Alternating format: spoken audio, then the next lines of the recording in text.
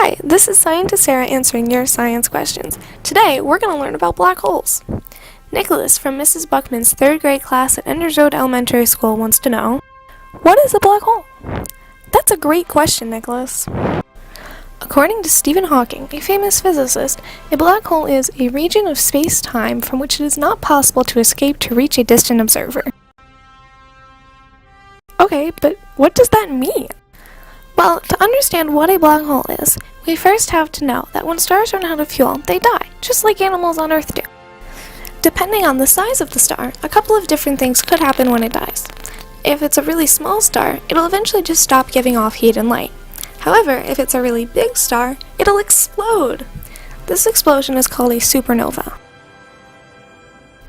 After the star explodes, it'll collapse into something called a singularity, which, according to World of Physics, is an infinitesimally small point of infinitely dense matter. This just means that it's a huge amount of stuff squished into a really, really tiny space. This singularity becomes the center of a black hole because it has so much gravity that everything near it gets sucked in and nothing can escape, even light.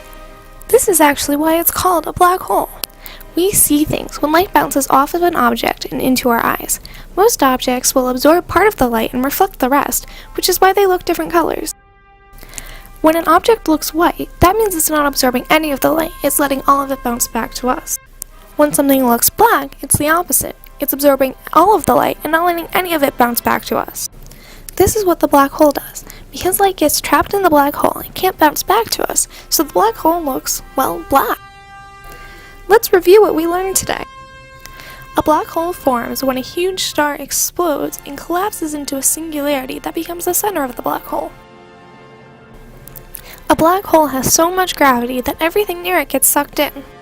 Because of this high gravity, nothing can escape, even light. I hope that helped answer your question, Nicholas. Remember, science is stupendous.